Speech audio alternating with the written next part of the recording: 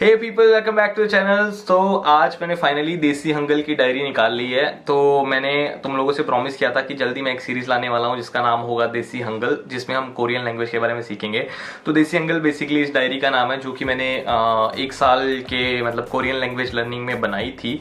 तो इसमें मैंने 3 लैंग्वेज का मतलब मिला के उनको रिलेट करने की कोशिश की है, जैसे कि कोरियन से हिंदी और फिर इंग्लिश या कोरियन से इंग्लिश। तो उस तरह मैंने रिलेट करने की कोशिश की है इन चीज़ों को। तो वही जो मेरा एक्सपीरियंस रहा है उस 1 साल में, और जैसे मैंने बेसिक से सीखना शुरू किया था वैसे ही इस सीरीज़ के थ्रू हम सीखेंगे। मतलब मैं सोच रहा हूँ कि मैं सेम ही चीज़ें तुम लोगों के साथ अगर शेयर करूँगा तो तुम्हें भी थोड़ा बेसिक आइडिया हो जाएगा कि कोरियन लैंग्वेज को यूज़ कैसे करते हैं। ठीक है, तो सबसे पहले मैं एक चीज़ बोलना चाहता हूँ जो कि एक मेन बात है, वो ये है कि इस वीडियो में मैं जो भी बताऊँगा सिखाऊँगा, या सिखाने वाला तो वैसे मैं कोई भी नहीं हूँ, मैं सिर्फ अपना एक्सपीरियंस शेयर कर रहा हूँ। ठीक है, तो मुझे भी थोड़ा बहुत ऐसा लगता है कि मैं सिखाऊंगा, मैं कौन होता हूँ सिखाने वाला। ठीक है, ऐसा कुछ नहीं है। तो सिंपल सी बात एक चीज़ करेंगे कि जो भी चीज़ें जैसे मैंने सीखी हैं बेसिक से, स्टार्टिंग फ्रॉम द बिगिनिंग, जैसे भी आया था मैं, मुझे 0 लैंग्वेज नॉलेज थी और वहाँ से जो मैंने शुरू किया था और एट द एंड मैंने टॉपिक 5 लिया था। मैं फिर से शो ऑफ करना चाहूँगा स्टार्टिंग में। ठीक है, तो वहाँ से शुरू करके अभी तक जो भी सीखा है उसकी एक प्रॉपर एक डायरी, एक नोट्स बनाए हैं मैंने, कुछ इंग्लिश में कुछ हिंदी में, और वही डायरी इन वीडियोस के थ्रू एक एक करके आपके सामने आएंगी। तो अगर आपको कोई भी वीडियो पसंद आती है आप लाइक कर सकते हो, शेयर कर सकते हो, चैनल को सब्सक्राइब कर सकते हो। और हमारा गोल है 10,000 सब्सक्राइबर का मार्च तक। अगर आप लोगों को नहीं पता है तो मैं बता दूं। ठीक है, 10K मुझे चाहिए मार्च तक। देखो, मैं भी मेहनत कर रहा हूं, मैं अपनी PhD भी कर रहा हूं और मैं ये वीडियोस भी बना रहा हूं, तो मुझे चाहिए कि सब्सक्राइब हो जाना चाहिए। ठीक है, और नोटिफिकेशन बेल दबा देना ताकि हर वीडियो की आपको अपडेट मिलती रहे। तो ये वीडियोस अभी 1 हफ्ते में कितनी डालूंगा इसके बारे में मैंने अभी कुछ डिसाइड नहीं किया है। ये डिपेंड करता है कि तुम एक वीडियो को कितना शेयर करते हो, कितने व्यूज देते हो, और हमारी वीडियोस कैसे चलती हैं, या फिर इन्फॉर्मेटिव है भी या नहीं। तो वो सब तुम चीज़ें कमेंट करके बता सकते हो। और एक चीज़ जो मैं तुम लोगों से बोल रहा था, तो मैं इस चीज़ का वेट कर रहा था। ठीक है, फाइनली ले लिया है मैंने, तो इसके थ्रू आज हम शुरू करेंगे। आज फाइनली मैं ये वीडियो बना सकता हूँ। बहुत टाइम से वेट हो रहा था, मैं भी चाहता था तुम लोगों से शेयर करना। चलो अब ज़्यादा टाइम वेस्ट नहीं करेंगे, डायरेक्टली शुरू करते हैं।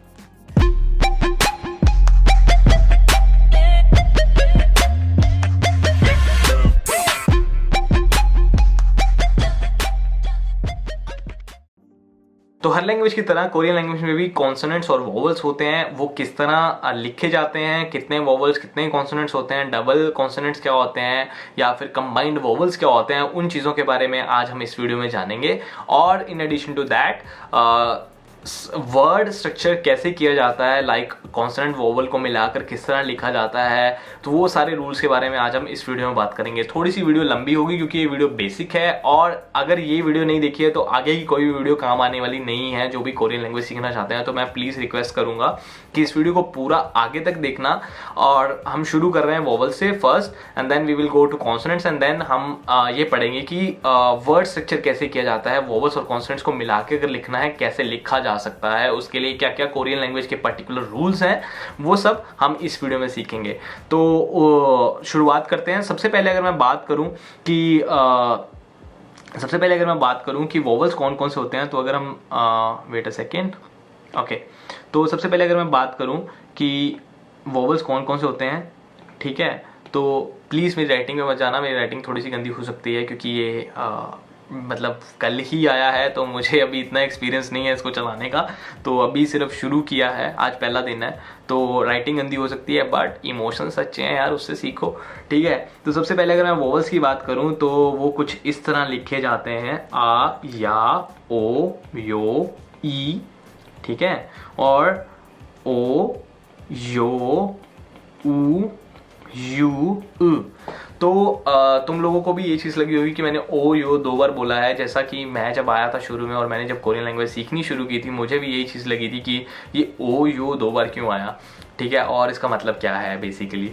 तो मैं अभी हिंदी में किस तरह प्रोनाउंस होता है या हिंदी में किस तरह वो लिखा जाता है और उसे तुम कैसे याद रख सकते हो हिंदी से रिलेट करके, वो मैं तुम्हें बताने जा रहा हूँ। तो प्लीज़ इसको ध्यान से देखना। तो इस आ को हम ऐसे प्रोनाउंस कर सकते हैं, या को हम ऐसे प्रोनाउंस कर सकते हैं, ओ को हम ऐसे प्रोनाउंस कर सकते हैं, यो को हम ऐसे प्रोनाउंस कर सकते हैं, और ई सिंपली ऐसे, ठीक है। उसके बाद ओ, फिर उसके बाद यो, फिर उसके बाद ऊ, फिर उसके बाद यू, फिर उसके बाद उ, ठीक है। तो ऐसे ही हम कॉन्सोनेंट्स के बारे में जानेंगे, बट उससे पहले हम डबल या फिर बोलूं कंबाइंड वोवल्स की बात करते हैं। तो सबसे पहले अगर तुमने कोरियन लैंग्वेज पहले पढ़ी हो या कहीं देखी हो, तो वोवल्स को कुछ ऐसे ही लिखा जाता है, ठीक है। बट बहुत से लोग सोच रहे होंगे कि मैं ये जीरो क्यों लगा रहा हूँ, ठीक है, इसका क्या मतलब है, कि हर वोवल के साथ ये क्या चीज़ है। तो वोवल्स कभी भी अकेले नहीं लिखे जा सकते, तो ये हमेशा कॉन्सोनेंट का सहारा लेकर ही लिखे जाते हैं या प्रोनाउंस होते हैं, जो भी चीज़ है, ठीक है। जब भी हम वोवल्स के बारे में पढ़ते हैं, हम पढ़ तो सकते हैं ये सारी चीज़ें, ऐसा कोई दिक्कत नहीं है, बट जब लिखने की बारी आती है तो उन्हें कभी भी कॉन्सोनेंट के बिना नहीं लिखा जाता। ये कोरियन लैंग्वेज का पहला रूल है, ठीक है। तो अब हम बात करेंगे कंबाइंड वोवल्स की, तो वो किस तरह लिखे जाते हैं और किस तरह तुम उसे हिंदी में याद रख सकते हो उसके बारे में, ठीक है। तो अगर कंबाइंड वोवल्स की बात करें तो सबसे पहले हम बात करेंगे शेप की, और देन हम बात करेंगे हिंदी की, ठीक है। तो अगर मैं लिखता हूँ ये, इसे ए कह के बुलाया जाता है, ठीक है। फिर मैं लिखता हूँ ये, इसे ये कह के बुलाया जाता है।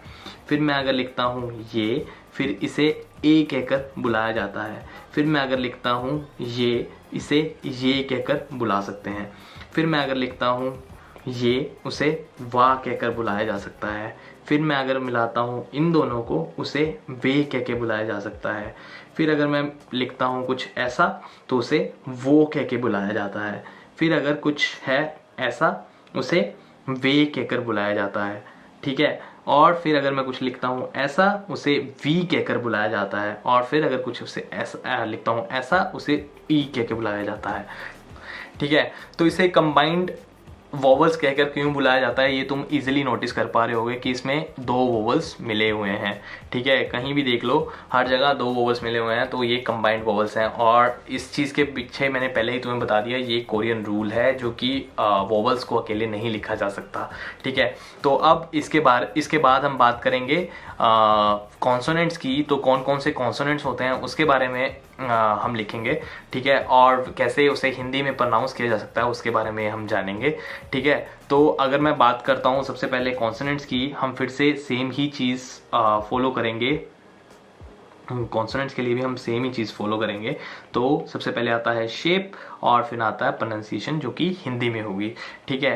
तो ये वाला स्ट्रक्चर तुमने पहले, या शेप पहले बहुत बार देखी होगी। ये सबसे पहला कॉन्सोनेंट है कोरियन लैंग्वेज का, और जैसे कि गाचोन यूनिवर्सिटी में भी लिखा जाता है। तो कुछ कुछ जगह अलग अलग जगह अलग अलग कुछ ऐसे कॉन्सोनेंट है जो कि अलग अलग पोजीशन पर अलग अलग तरीके से प्रोनाउंस किए जाते हैं। जैसे कि गाचोन यूनिवर्सिटी में ये ग प्रोनाउंस होता है, ठीक है। तो ग लिखा जा सकता है, ख की तरह लिखा जा सकता है, या क की तरह लिखा जा सकता है। तो इसे क ख घ तीनों ही प्रोनाउंस किया जाता है, डिपेंडिंग अपॉन कि ये कौन सी लोकेशन पर प्रेजेंट है एक वर्ड के अंदर, ठीक है। तो वैसे ही अगर हम दूसरे उसकी बात करें, कॉन्सोनेंट की बात करें, तो आता है न, जिसको हम सिंपली न लिख सकते हैं। फिर आता है त, जिसको हम त भी लेते हैं और द भी लेते हैं। त हिंदी में इस तरह और द कुछ इस तरह। फिर आता है ल, ठीक है। तो इसे हम ल भी लेते हैं और र भी लिया जाता है, ठीक है। फिर अगर मैं बात करूं, आता है कुछ इस तरह, जिसे म बोला जाता है, या भ भी कुछ सेंटेंसेस में लिया जा सकता है, ठीक है। फिर आता है ब, जिसे हम ब भी बोलते हैं और प भी प्रोनाउंस किया जाता है। फिर आता है स, जिसे हम स की तरह प्रोनाउंस कर सकते हैं। फिर आता है ठीक है। जो हमने पहले बात की, ये एक ऐसा कॉन्सोनेंट है जो वोवल्स को सपोर्ट करता है और वोवल्स के साथ ही हमेशा लिखा जाता है। उसके बाद आता है झ, ठीक है, जिसको झ भी लिखा जाता है और च भी लिखा जाता है। फिर आता है छ, जिसको हम छ से भी प्रोनाउंस कर सकते हैं। फिर उसके बाद आते हैं ख, ठीक है। फिर उसके बाद आता है ठ, फिर उसके बाद आता है फू और फू। फिर उसके बाद आता है ह, फिर उसके बाद आता है क, फिर उसके बाद आता है त, फिर उसके बाद आता है ब, प भी लिखा जाता है, फ भी लिखा जाता है और ब भी लिखा जाता है, ठीक है। फिर उसके बाद आता है स, सिंपली स। उसके बाद आता है झ, जिसको च भी बोला जाता है, ठीक है। तो ये कॉन्सोनेंट्स हैं जो कि मैंने हिंदी में मतलब कैसे बोला जा सकता है, कैसे याद रखा जा सकता है, उसके लिए कुछ नोट्स बनाए थे।